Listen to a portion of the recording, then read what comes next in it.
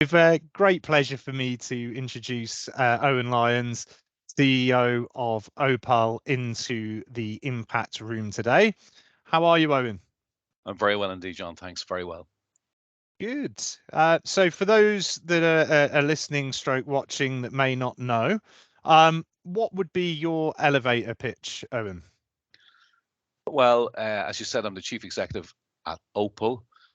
We're a specialist tech and admin business, and we serve mainly banks and insurance companies in the UK. As you probably hear from my accent, I'm originally from Dublin, but I've been living in London for 10 years. I was an undergraduate of Trinity College, and I completed an MBA at UCD Smurfit 11 years ago. I live about 20 miles from the centre of London in St Albans. I'm married with 4 young boys, and when I'm not working or parenting, I'm either going to be on a park somewhere in London playing softball or playing music with my band in a pub somewhere in St Albans. Well, that sounds fantastic. I'll keep my ear out for you and your band if I'm ever around St Albans, then, Eoin. But yeah, no, thanks for that breakdown. So today we are going to be speaking about the challenges and opportunities of hybrid working. Clearly, hybrid working is, the absolute norm now for the majority of businesses, whether that's on a full-time basis or 2-3 days in the office, 2-3 days at home, whichever way you want to sort of cut it.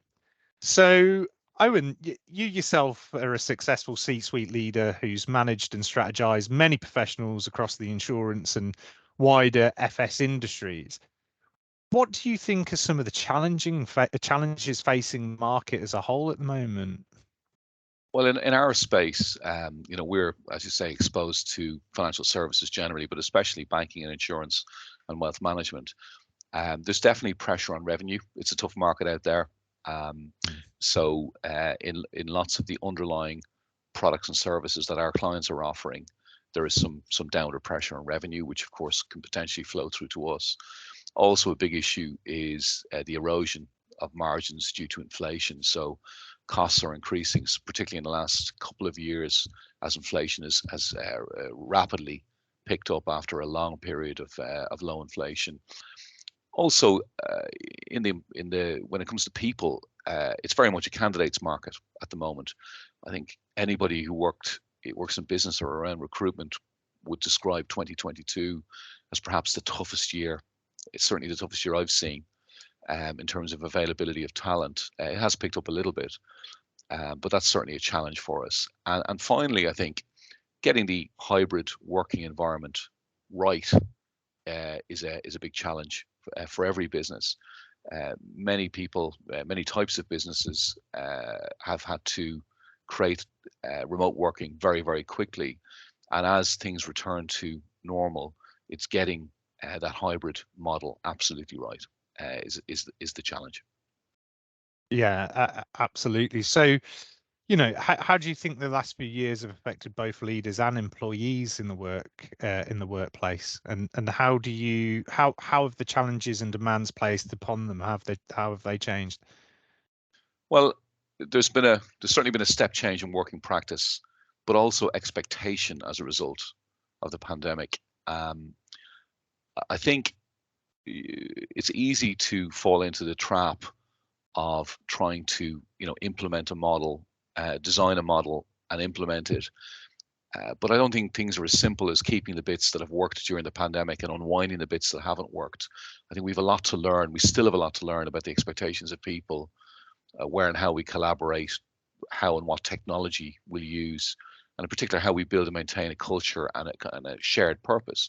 Part of working in the same space is creating a shared sense of purpose in terms of what we're trying to achieve personally and professionally, and that's more challenging. I think the challenges, demands, if you like. I think the flip side is the pandemic has shown us that we can have the courage to do something bold. So, speaking about OPAL, I don't think we would have believed we would have been able to deploy the whole business, 95+% of the people remotely within a matter of half a month, 13 or 14 working days.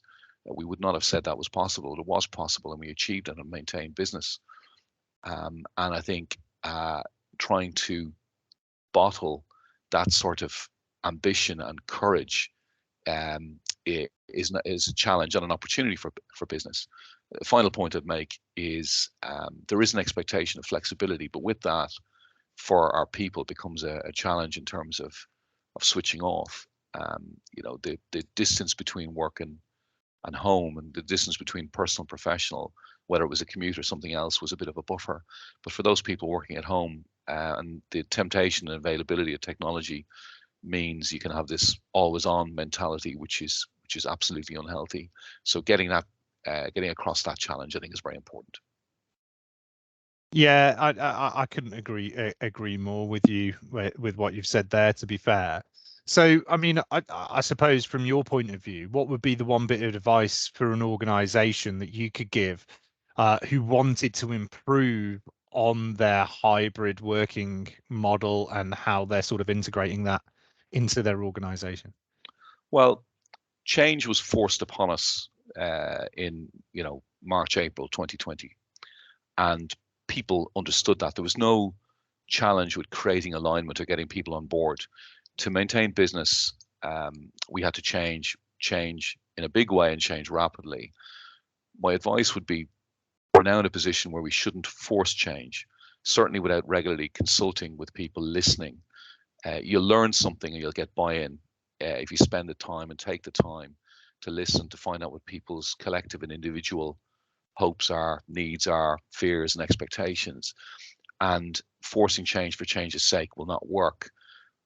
We're trying to resist the urge to build a one size fits all hybrid model. What we're trying to do is to listen to people, spend time with them, and diagnose the actual business problem and what the opportunity is. And as I said, not to force that change. Yeah, and it's quite interesting that you mentioned that, and I think that it is more around a cultural shift in the workplace. And I think that you are right, times have definitely changed. And I think that the way to make sure that the workforce feels valued, engaged, and is more open to different sort of working patterns, I guess, is to be consultative with the workforce. At the end of the day, they're the front line, they're the bread and butter of the organization, and they're the ones that do the doing, so to speak, right? So the feedback of those people and taking their opinions on board is absolutely massive. And I think that you'll get more buy-in from a more valued workforce than you will barking orders, demanding this is what we're doing, everybody's in at this time, you've got to do it this way. I think with a consultative approach with those people and getting their opinions on the working model, I mean, it's just obviously gonna get a hell of a lot more buy-in, be a lot more collaborative, have a lot better sort of impact on those people, get more people working harder, I suppose, because they're going to feel valued and actually want to contribute to the cause, so to speak. So it's interesting that you have mentioned that, because I'm not entirely sure how many people have really looked at it from that lens or that angle. So it's always good sort of to consider. So yeah, I know how important hybrid models are to you, and you think that getting the balance is essential. What do you see the biggest opportunity for business today being? Well, certainly the hybrid model has definitely created a wider net for talent. So we have probably retained talented people who personally wanted to move geographically further from the office than would have been realistic if they were working 4 or 5 days a week. But yet they've been able to achieve that personal ambition, yet stay with us because of the nature of hybrid working. So that's been a positive from a retention perspective. Also, we've been able to cast our net a little bit wider depending on the role. So certainly getting, particularly when it's a candidates market and things are challenging from a recruitment perspective, having a wider approach from that perspective is great. I also think another opportunity is to have more part-time talent. So again, the nature of hybrid working and the nature of people not being in the office 5 days a week, it becomes less important about boots on the ground. It's more, you can get flexible working hours and flexible days deployed. So I think that gives an opportunity to get a wider set of people who can make a great contribution, benefit from being part of the journey, but do it in a way that works around whatever the needs might be, which might be parenting or might be something else. I'm hopeful that this will deliver more diversity and more gender balance in our industry, in our sector.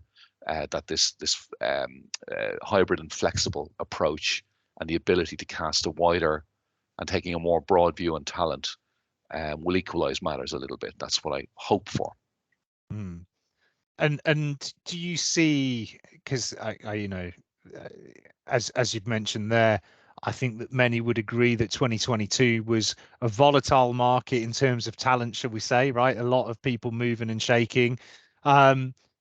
Do you see that with the hybrid working that is going to be here to stay due to I suppose candidates or talent dictating that? Do you see it being here to say because of for the benefit of the business, not necessarily just the talent? I mean, where do you see the balance in the two?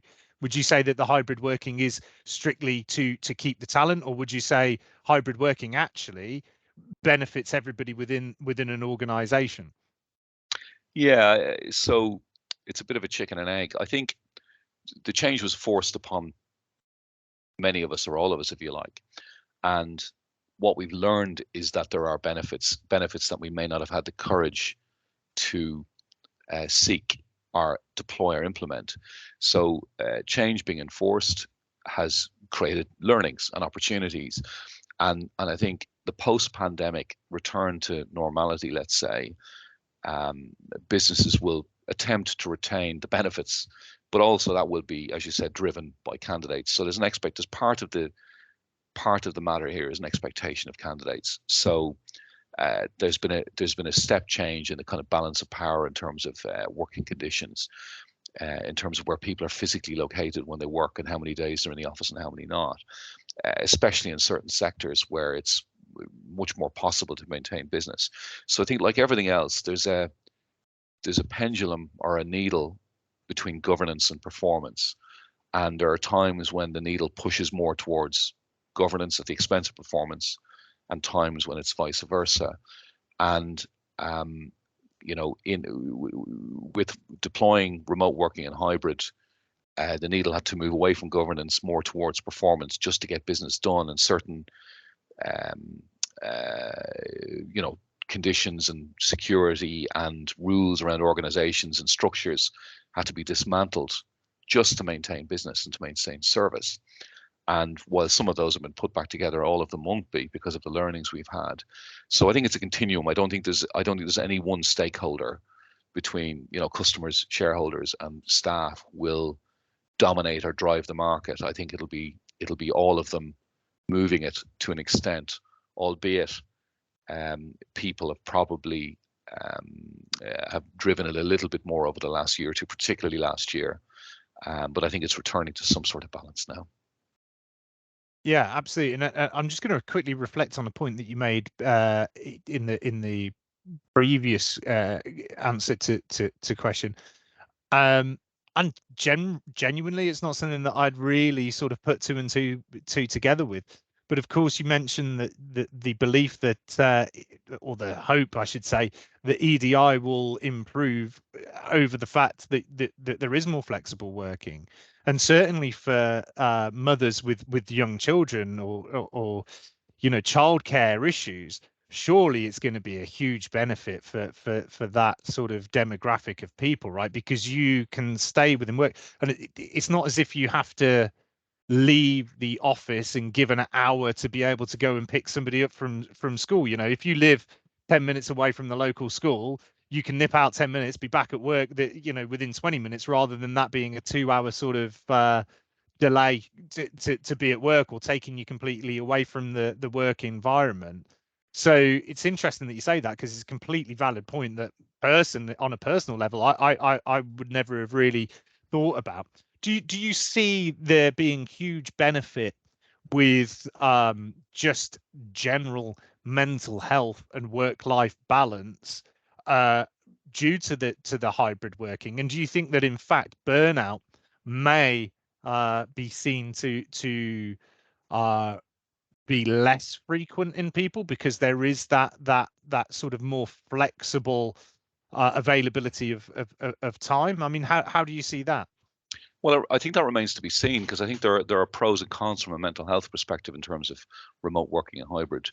To come back to the diversity point, I've 4 children under 10 and 3 now in school, and I've certainly, my wife works, and I've certainly seen, in our experience has been more sharing of the in working hours type things that parents are required to do, and also an observation of much more diversity in terms of school drop-offs and pickups and involvement in parenting activities that certainly historically, you have, let's say, blue and pink roles, and predominantly the breadwinner may not have been as involved in those tasks. I'm seeing a little bit more sharing of that, and that's been my own personal experience. Moving into the mental health and burnout point, well, we have seen during the pandemic, we've certainly seen some of the negative impacts of enforced long-term remote working. And I was talking to a colleague in the industry about some data coming out of Italy about introverted people were struggling more than extroverted people remote working, which is counterintuitive. But the reasoning given was that introverted people don't want to be the center of attention or at the center of the noise and activity that's happening around people, but still positively feed off the energy of being in an office and being around people, even if they're not, demonstrating it and telling stories and at the center.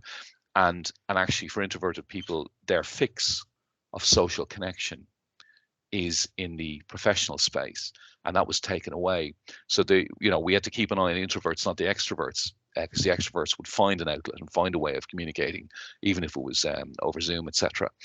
I think now some of the mental health points will be keeping an eye on people and having that shared sense of purpose, which might be an issue for people who are predominantly remote working. Of course, there's the benefits of the work-life balance and of being more involved and more balance, and perhaps spending less hours actually working because you've taken some of that commute time back for yourself. On the other hand, there's a problem with always on. So we need a mental break from work. And I know in my own situation, when you're contactable and can jump onto a laptop and do some work, it's very tempting to do it, when you enjoy what you do and you care about what you do and you want to support your colleagues. But actually, you're potentially better taking a break. But it's more difficult for people to do when you have to come into the office to work. The demarcation was very clear. So I don't think it's necessarily all positive. I think there are issues that will need to be managed, and I think we'll need to learn and watch closely, because there are probably some new threats emerging to people's well-being and burnout and mental health, as well as some of the benefits we've seen. Yeah, and very, very well put, really. I hadn't considered that that point, really. And just reflecting on a couple of things that you said there, definitely during the lockdown, yeah, working from home, it was a bit of a bizarre situation, to be honest, because you would log out, literally turn your chair around, and then you're back at home. There wasn't really a point of work is now finished. Now it's sort of personal time. It blurred lines, right? And I guess that you're right. When you know that you can constantly be on, there's always one part of your brain that's on and thinking, oh, I'll quickly go and check my emails, or I wonder how this has got on, or I'll quickly log on and do this. And before you know it, you're in a rabbit hole of, oh no, here's a problem that's occurred at work. I need to focus on that, right? And to be constantly be on and thinking that way is a fast track and fast route to burnout, 100%. But it's really interesting to sort of get your thoughts on that.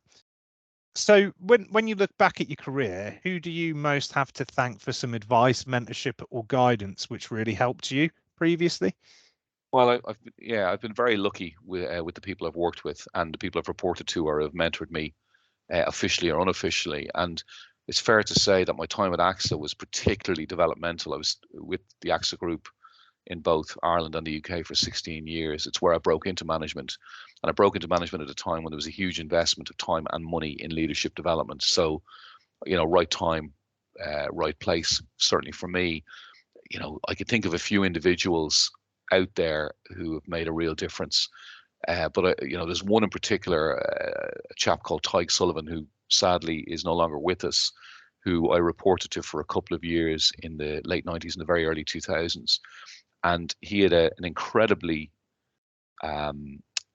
powerful but simple way of leading and of clarifying how things should be done. And there's a couple of things that I can think of that he said to me that have stayed with me for a couple of decades, and one which is around multitasking. I remember being on a course with him, and the concept of how do you multitask, how do you manage a brief with many spinning plates, and his advice was really simple, which was multitasking is actually finish what you start.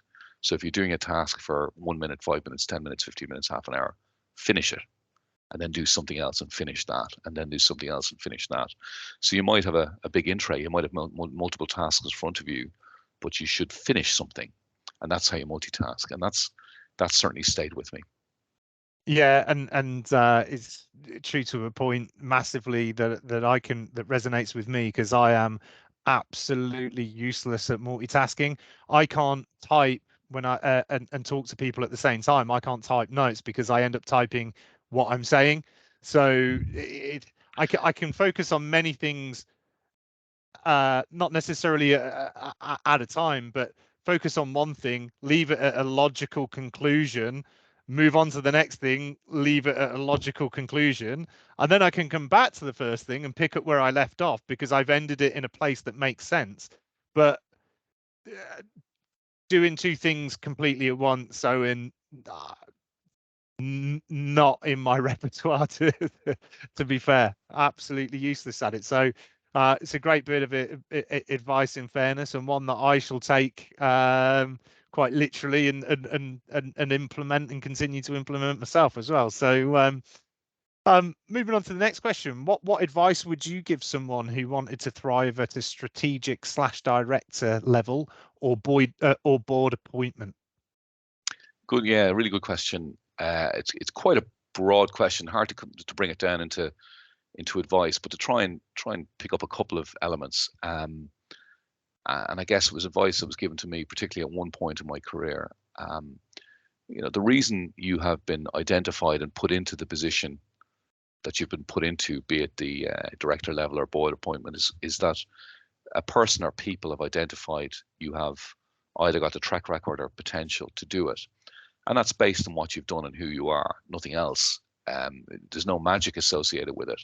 So, be true to yourself. You are good enough. Other people who often can be a better judge of you than you are yourself because of our own biases and blind spots for ourselves have seen something in you and have put you there. And whatever it is that puts you there, do that again. Do more of that. Yes, learn. Yes, develop. But be true to your own abilities, your own capabilities. Believe in yourself and do the things that got you there. And I would say, I know it's a bit of a statement, but the big secret, or the secret, is there is no secret. There's no magic. When I was younger, earlier in my career, I'd look at people, talented senior people, and I'd try and figure out what the magic in the bottle was that they were doing. And what they had was ambition, focus, work ethic, experience, but there was no magic. There was no hidden magic. There was no hidden secret. They had elements of things that we all have, and if you're willing to put in the work, willing to have a bit of bon courage, there's no great secret to it. Be true to yourself. You are good enough, and try your best. Well, it's that is very inspiring, and I think that you know, as you get sort of promoted in any walk of life, or more sort of responsibility bestowed upon you, I think there is always that element of doubt of you know, almost inferiority complex of, you know, oh, you know, am I good enough to do this? Is this really me? Can I do it? Well, the fact of the matter is, yeah, you as you mentioned there, yes, you absolutely can, and there is a reason why you have been bestowed the responsibility to do it, and that's because you are you, you know. And if you stay true to your core values and focus, and don't get me wrong, you got to work bloody hard, and obviously there's the rest of it that comes with it. But I think that it's having peace of mind, of belief within oneself, that you know, that people have seen what it is, you know, that it takes in you. So you are completely right with that. Very inspiring as well, Owen, I must say. Well, definitely turn up on time and be prepared for work for sure. If I can supplement the answer with a brief sporting analogy, people who follow rugby, perhaps people who don't, will be aware of Brian O'Driscoll, who was Irish rugby captain and perhaps one of the greatest players in the world in his era, certainly in his position.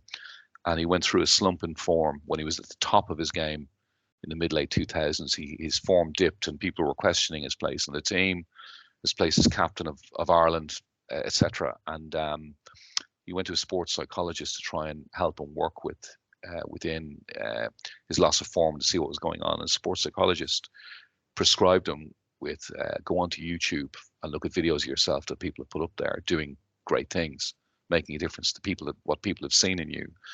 And forget about trying to be something that you're not. Forget about trying to become this great rounded player who can perhaps do one or two of the things that you're not world class in. The reason that you're in this position is because you were world class doing these things that are on all these videos. Watch them, remind yourself of what's put you here and what you're really, really good at. And the next time you're on the pitch, do that. And it refers to, you know, my previous answer refers, and I try and think about the things that make you interesting and unique and good that you might take for granted. It's good to be reminded of them, sometimes by others, sometimes by yourself, and do that, because that's what's gotten you into this position. Do as much of that as what you can. That makes you special and interesting. And I think, you know, Brian O'Driscoll certainly came out of his slump and you know, developed once he reminded himself what made him him. So that would be my final comment on that topic. Well, it's a great place to leave it, to be fair, because it was very inspirational. And yeah, you know, thank you very much for that. And I'll go on to say thank you very much for your time today and your thoughts and advice, and hopefully insights for people on hybrid working, both the challenges and opportunities off the back of that. And yeah, I really appreciate your time. Thank you very much. And I'm sure we'll speak again soon enough, Owen, but just wanted to thank you for your time today. Thank you, John. Very enjoyable, and always happy to do them. Superb. Thank you very much. Cheers.